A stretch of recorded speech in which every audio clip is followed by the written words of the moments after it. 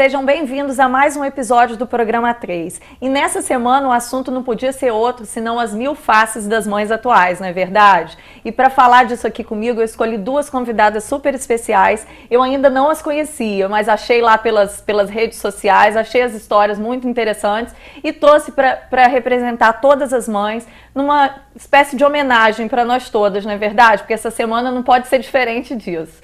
Vou apresentar um pouco as minhas convidadas. Sejam bem-vindas. Mônica Pata, Bianca Salgado. Prazer ter vocês aqui comigo. Obrigada por aceitarem meu convite, mesmo sem conhecer.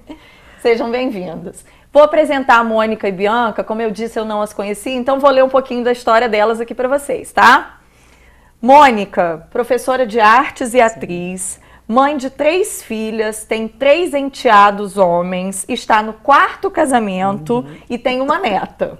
Isso. Mônica vem de uma família muito grande, com muitas histórias, foi mãe muito nova, aos 15 anos ela teve a primeira filha, fez 2 faculdades, passou em milhões de concursos, tem uma filha homossexual e tá sempre aí, ó, linda, com esse sorriso no rosto, feliz, apesar desse monte de gente junto, né? Apesar não, acho que por isso, né, Mônica? Por isso, com certeza. Essa alegria vem daí, Vem né? daí. Bianca é uma mãe moderna, polêmica, destemida, daquela que faz textões nas redes sociais, super ativista da igualdade feminina, militante, né, Bianca? Ah, tem que ser. Técnica civil, casada, mãe da Bela, diferente dos padrões, usa as redes sociais para levantar a bandeira da igualdade feminina, principalmente na profissão que escolheu, que é de engenheira mecânica. Vamos então contar um pouquinho dessas histórias tão interessantes e tão diferentes de vida, mas que representam tão bem a realidade das mães atuais, né? Essas mães multifacetadas, que desde a hora que acordam até a hora de dormir se viram em diversas faces, né? Desde dona de casa, trabalhadora que trabalham fora, que cuidam de filho, de marido, ainda tem que estar assim, vestida bonita, com a cara boa, e o sorriso. Forma, não é verdade? Conta um pouco dessa história pra gente, Mônica. Então, Oli, eu fui mãe aos 15 anos, e isso há 29 anos atrás, na cidade do Rio de Janeiro. Sua filha mais velha tem 29 Minha filha hoje. mais velha tem 29. E naquela época, eu sofria, inclusive, discriminações e preconceitos dos pais das minhas amigas da escola, que fizeram abaixo-assinado para que eu saísse do turno da manhã e fosse estudar à noite. Nossa, porque era uma escola particular. Gestante, no Rio, 30 anos atrás de 15 anos. Exatamente. Então, que péssimo exemplo, péssimo né, exemplo. Como é que isso pode ficar aqui no meio, né, das nossas filhas? Pode. Então, que eu fosse pro turno da noite, que seria uma coisa mais normal, né? Meu pai e minha mãe, na época, até optaram por não. Aí eu interrompi os estudos nesse período, depois que eu tive minha filha, Isabelle, que eu retornei aos estudos, porque eles também não queriam, porque era uma gravidez de risco. Então eles optaram porque eu terminasse a gestação em casa. Em casa mesmo. Assistida por eles, isso, né? Isso, assistida por eles. Certo. E você sofreu muito com isso, Mônica? Ou levou bem? Não. Ou você não reparava ainda por conta da imaturidade? Sofri sim, porque até passo isso muito para minhas alunas, né? Aproveito esse lado educador para poder passar isso para as jovens que a gente sua experiência, essa né? experiência. Na época era muito difícil, porque todo mundo saía, todo mundo ia pra praia, todo mundo ia pra baile de carnaval e eu não podia. E na época eu odiava. Isso já depois de ter tido a bebê? Depois de ter tido a neném. E eu achava que minha mãe me odiava. Porque eu ficava assim, mãe, por que você não toma conta? Né? Aí, tipo assim, minha irmã, que tem 2 anos a mais do que eu, o pai da minha filha, inclusive, todos arrumavam grupos pra ir pra praia, pra ir pra baile de carnaval. E você aí, ficava? eu, mãe, posso ir? Minha mãe, não, todo mundo vai. Menos você, porque você não teve uma filha. Teve que cuidar. Então, você tem que cuidar da filha que você teve. teve. Mas assim, você hoje olha pra isso como se ela tivesse graças a Deus. né? Eu tinha tanto medo de engravidar de novo, eu podia ficar sem tomar banho, sem comer, mas a pílula era sagrada. Tanto que eu fui ter a segunda aos 25 anos, Entendi, já trabalhando. 10 anos depois, 10 anos já depois, no segundo casamento. No segundo casamento. E é o que eu falo muito às minhas alunas. Às vezes o que atrapalha vocês é essa proteção que a mãe dá. Porque você tem que colocar a responsabilidade pra ela. O filho não era da sua mãe, era seu. Não, era meu. E minha mãe fez isso na época, com 15 anos, só que minha mãe me odiava. Mas ela também com uma cabeça muito boa, né, Mônica? Boa. Porque pra saber lidar com isso 30 anos atrás, com uma geração como foi a dela, né, bastante... Sim. E eu lembro que a gente morava em Madureira e tinha Portela, Império Serrano, meu pessoal de casa todo sambista, né? Então chegava sexta-feira, eu com 15 anos não sabia fazer mingau, nem nada, minha mãe deixava tudo pronto, ela falava assim pra mim, Passei o bastão.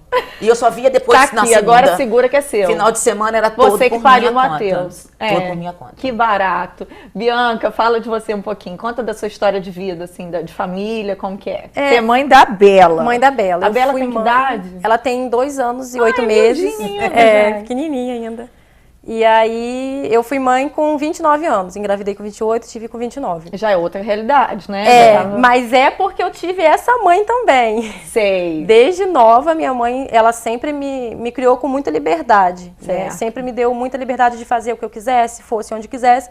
Mas ela sempre falava, olha... Te atribuindo todas as responsabilidades. Ela falava, você é responsável por tudo aquilo que você faz, né? Então, tinha aquela coisa das meninas novas, às vezes, saíam pra beber, não sei o que, aí passava mal, né? Ela falava, não aceito que você chegue aqui de ambulância, de polícia, de nada disso. Entendi. Você tem que sair e voltar do pode jeito sair, que você mas foi. Volte como você foi. Exatamente. E ela falava, e se você tiver filho, você vai cuidar do seu filho. Então eu tinha também um pavor, um pânico Esquece muito tudo grande. menos o remédio. Não posso ter filho. Não posso ter nada. E eu também tinha essa coisa de festa, né? Eu ia pra festa, a hora que eu vi que eu falei assim, não, tomei 2 drinks. Não, já tá na hora da água. Eu já começava a beber água, porque eu falava, eu tenho que voltar pra casa íntegra, né? Entendi. Então eu tive essa mãe. E esse limite é tão difícil. Quando a gente vira mãe, estabelecer esse limite aí. Porque quando a gente é adolescente, é nova, a gente olha pra mãe da gente assim, gente, ela é louca, né? Por que ela tá falando isso comigo? Mas quando a gente vira mãe, a gente vê... Começa a entender. É muito, muito, muito sutil esse limite entre permitir e não permitir, né? Deixar e não deixar. Mas enfim, fala mais um pouco, você... Então, aí a minha mãe, ela teve uma vida muito, muito sacrificada, muito difícil, né? Então ela sempre quis que nós, eu tenho outro irmão também, e ela sempre quis que nós fôssemos muito mais além do que ela. Então ela sempre, eu lembro que uma época, eu era bem pequena e raridade, choveu granizo em Campos. Olha... E eu falei, não vou pra escola hoje, né? Falei, não vou pra escola hoje, tá chovendo granizo. Minha mãe falou, você é de açúcar? Vai sim. Falei, mãe, tá chovendo granizo. Não, minha filha, você vai pra escola sim.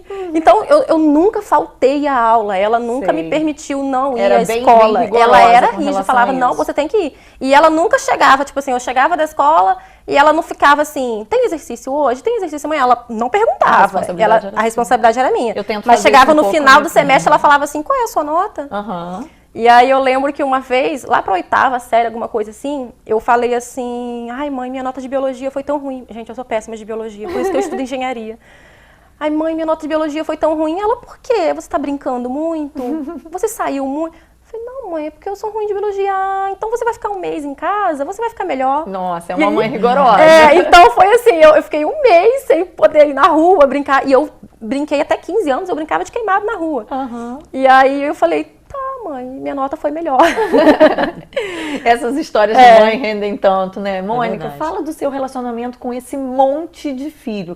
Você tem 3 suas e 3 do marido, então são 6. E aí você tinha me dito, antes da gente começar, que são todos de idades semelhantes, não é isso? Conta isso aí. Hoje as minhas filhas já não moram mais comigo, né? Todas já moram fora da cidade, mas os meus 3 enteados moram aqui ainda. E nas épocas pontuais, Natal, Dia dos Pais, Dia das Mães, a gente consegue juntar, né? Reunir todo mundo. E aí fica mesmo a grande família. Fica uma grande família, eles se dão muito bem. Todos os 6. Isso é um mistério. Muito bem. É muito eu bom, acho gente. um mistério, sinceramente. Uma família de padrasto, madrasta, enteados e enteadas, todos se relacionarem bem, vocês devem ter uma harmonia muito, muito específica para isso, né? Todo mundo muito alto astral, e todo mundo muito bem de cabeça. Isso é verdade. A casa porque tem se tiver um astral mais bem ou legal. menos ali com a cabeça meio... já não funciona. E engraçado que os 2 caçulas, né, que no caso é o Matheus e a Cecília, uma vez nós estávamos num lugar, aí alguém mexeu. Os 2 caçulas, sem te interrompendo, tem que idade?